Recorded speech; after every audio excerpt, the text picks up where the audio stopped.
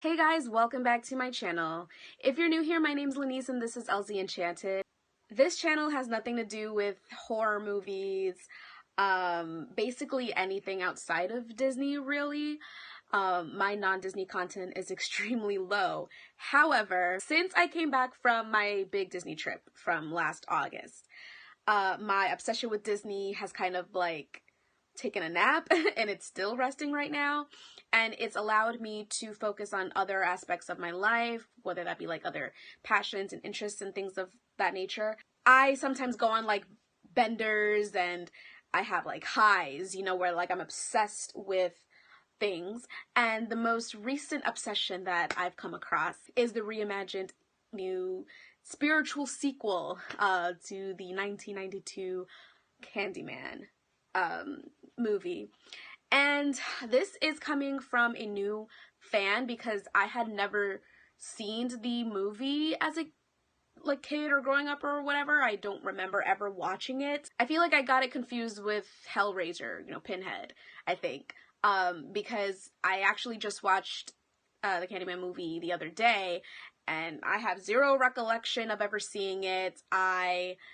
It didn't ring any bells for me or anything like that. Even like the poster for the movie was just, it didn't send off any memory bells or anything like that, So this was a complete new experience for me. And the reason why this obsession like started to unfold was because I saw that the trailer came out the other day, and a little part of me wanted to do a trailer reaction video, but I could not wait to do it. Every time a new trailer drops, I'm at work, and I couldn't wait several hours to go home and set up the camera and, all that stuff. I wanted to see it right now because I knew that Jordan Peele had some association with this new film. He is producing it and co-writing it. He's not directing it. That's going to be done by Nia DaCosta. I've never seen any of the movies she's ever directed. I think she's done 3 movies. So this is going to be her like big breakout directorial debut. So that's going to be really interesting. But the fact that Jordan Peele is like even touching this movie is what made me click on that trailer so fast. I love Jordan Peele's work. And the trailer has Get Out feels, it has Us feels. I'm loving the whole concept of Candyman. This video may be all over the place because I'm going to be talking about the original film and, some of my thoughts on that. I'm going to be talking about the trailer and just the overall concept. I'm really loving this. I'm really digging everything about it. So I'm just going to go ahead and jump right in. This is not going to be in any particular order. I'm just going to kind of just share my thoughts and feelings. So what I love most about it, I've come to realize, is I am so enthralled with the stories of Beauty and the Beast and Phantom of the Opera. And Phantom of the Opera is a story that I've recently discovered. I just watched the 2004 musical, which not a lot of people loved, but I'm one of the few people that loves it. I saw the Broadway play. When I have a little bit of money, I want to get the book because I love the story, and it's definitely reminiscent and similar to Beauty and the Beast. And I've realized that the Candyman movie, the original one, literally has the same elements of that story, the Beauty and the Beast, so to speak, and then it's just like this romanticized kind of relationship between the villain and the victim, and it's so Phantom of the Opera. He's like gaslighting her and psychologically manipulating her and of course sexually seducing her, and has like a voice like velvet, and it's literally just so paralleled. And it's like I knew that I was loving it when I was watching it, but I couldn't like name it until, just like today. I was like, I really think it's like Phantom of the Opera. Like, it's really uncanny. Like, it's crazy. So I thought the original movie, I've seen better horror movies. I've seen better movies in general. And, you know, when I was watching it, I was enjoying it. It was an interesting story. I appreciate it for what it was back in the day, but I appreciate it more for what it's giving us, you know, this spiritual sequel, which I had no idea what that meant until I looked it up. And I guess it's not building off of the same storyline from the original movie, but it does have the same elements and themes of the original movie. So it's like representing the original movie in spirit. So it's a spiritual sequel, which I don't really get because the storyline is very linear, you know, like the baby in the original movie, Anthony, is the main character of this reimagined sequel. And, you know, it's a couple of decades after, so it is kind of like off the storyline. It's not paying any attention to the other two direct sequels from the first movie, which, you know, the second sequel I actually did see as well this weekend, and I didn't think it was, like, terrible, but it was painstakingly worse than the first movie, like, especially the way they killed him, like, at the end, like, that was awful. Like, they could have done such a better job, but, like, it wasn't horrible. I would rewatch it, but not, like, anytime soon. I've never seen the third one. I don't think I will. I can't find it online. I can't, like, access it, and I'm not gonna, like, buy it or anything like that.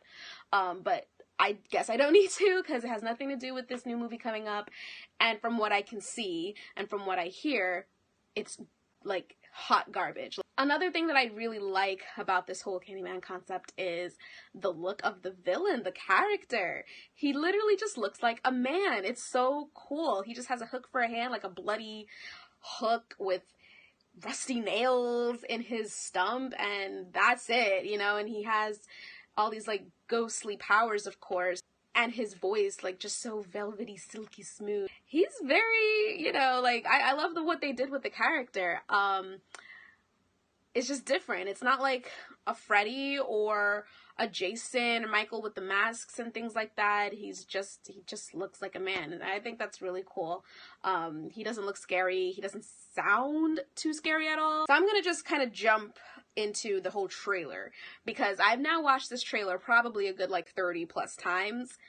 Obsessed. It's just because I'm such a fan of the first two Jordan Peele movies that came out, and even though I had never seen the original Candyman movie, I didn't really know anything about it, I clicked so fast on the trailer. So obviously, with me being a new fan, with me not seeing the original movie ever, there were millions of things that I missed in, you know, when I first saw the trailer. There were a lot of things I didn't get. I didn't understand, like, I am the writing on the wall, and sweets for the sweet, and be my victim. Like, I didn't know that was in the original movie. Obviously, it would have hit a different way had I seen the original movie. But all that being said, me seeing this trailer, like, it was still such, like, an experience. Definitely invoked fear, you know, within me. It definitely invoked interest. I felt like it was an excellent trailer, and I'm glad I didn't do a trailer reaction, because sometimes for me that it's like pressure for me to catch a lot of the details and things that I wouldn't normally catch if I just, like, watch it on my own. So I'm glad I saw it like 30 times. I've watched a lot of trailer reaction videos and breakdowns and things like that. And I'm glad I've done all that and now talking to you, because I think a trailer reaction the first time on this channel with me not, like, knowing anything about the backstory would have been disastrous. And plus, it has nothing to do with this channel, but I feel now that I'm just so into the story, I'm going to put on my channel because it's my channel. By the way, if you like the Candyman story and you like horror and you're liking this video so far, go ahead and click the like button. And if you haven't done so already, I'd be really appreciative if you hit that subscribe button down below. So, more about the trailer, because lots of thoughts are coming in my head. The Say My Name remix.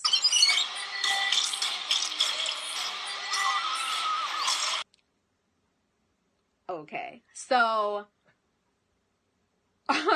first of all, I love watching trailers. I love doing trailer reaction videos, but I also really like watching trailers on my own. I like it to be open to interpretation on the first watch. You know, I like it to tell me what it's trying to tell me. And whatever I get from it, you know? I don't want it to feel like homework.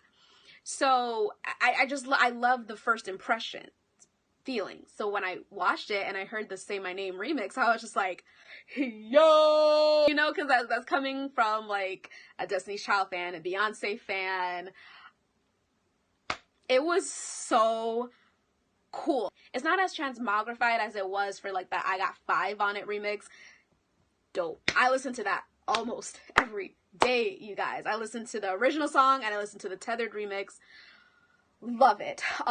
This version for the Say My Name, it wasn't as like sinister as the I Got 5 on It remix, but they did a great job. Now that I had watched the original movie, I realized that they mixed the Say My Name song with the Philip Glass soundtrack from the original movie. I knew it too, like, but I tried to hear the remix song separately from the Philip Glass soundtrack, and I'm like, is it the same? It definitely is. They just did it in a way that's, for me, not so easily recognizable. I mean, maybe for a huge diehard fan it was, but the do-do-do-do-do-do, like, you hear it in the trailer,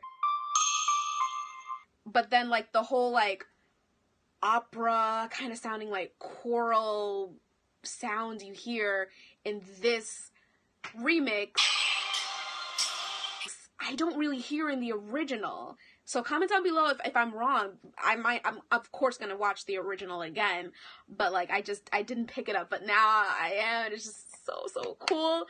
And what I learned about this whole Say My Name thing, the fact that Say My Name is a single on the Destiny's Child album, Writings on the Wall, which is one of Candyman's like iconic phrases,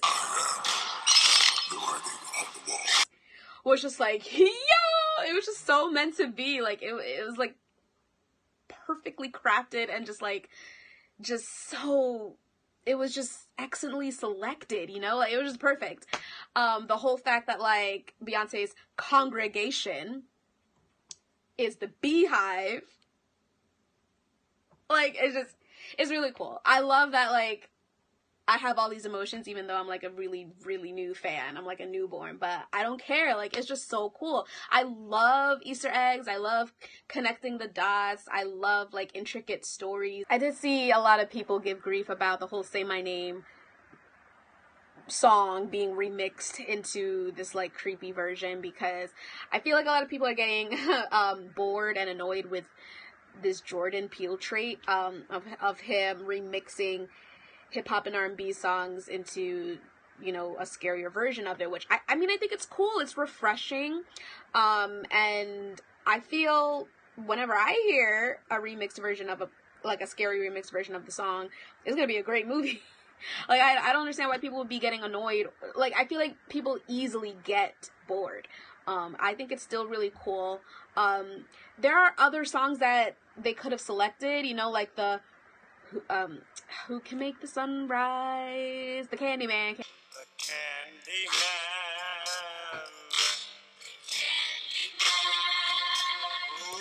There was another song I was thinking. If I find it or if I remember it, I will play it for you.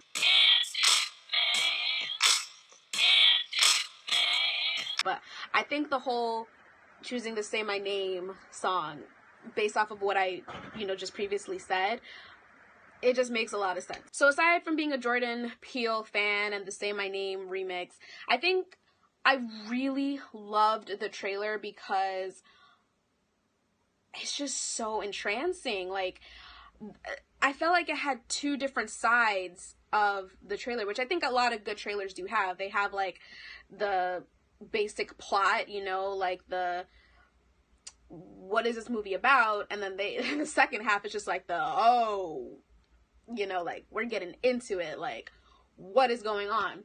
So, at least for a horror film, I guess. So I love the second half of the trailer. From this point, when it starts, when he, like, sees himself in the reflection and realizes he is possibly turning into Candyman, and then on out. Absolutely love it. My favorite part initially was when he was, like, uncontrollably painting, and it looked like he was like in agony and he was like screaming out. Loved it. But now my favorite part is seeing him like basically transformed into this villain now, and he's getting ready to have his hand cut off with who we all think is the Tony Todd original, you know, Candyman. Yaya just looks lost. Like, look at his eyes. What is he staring off into? He just looks so hopeless and helpless, and it's like he's done. Like, I just felt so bad for him. Like, he just effed up his life in so many ways. But that's because he went down this rabbit hole and he started obsessing. I'm obsessing, so I'm like getting worried. I'm hearing things in the night. Like, I can see the appeal of why the story is so interesting, but just like, just stop. Don't get into it. So yeah, I love that part of the trailer. I love the artwork for like the open rib cage and like the light behind it. That was cool. With the church, like it looks like a church for Candyman possibly, and whoever that woman is, it looks like Helen Lyle, you know, because she's in the same outfit as she was when she died in or like when she was buried in the original movie. It looks like her, but it kind of doesn't, because she's like, I don't know, thin and brown. Maybe it's the shadows or the lighting, I don't know. Obviously it's not the same actress, but I don't know, it just looks interesting. I love the Be My Victim. My victim. Like, it all ties in super, super well. The sweet smell of blood, like the way he says that. So some people are saying it is the Tony Todd voice, and others are saying it's Yaya's. It just sounds really good.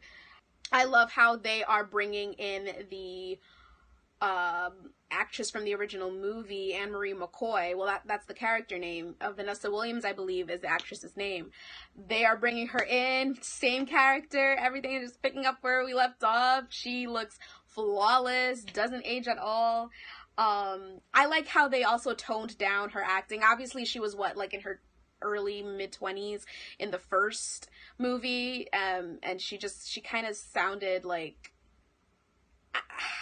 what's another word for ghetto? I didn't really like the way she acted in that movie, or at least in some scenes, but in this movie she's obviously well-aged and mature, so I like how her acting and her character has matured with time, basically. I love the use of reflection and shadows. I like how he's basically invisible until you see him in the mirror or in any reflective surface. You see his shadows. I think that is so cool, so creative. I've heard a theory that over time and with gentrification, which is like the main or one of the main themes of the movie, his story and his like legend has kind of been not hush hush, but it's kind of, you know, it's not as talked about as it was previously.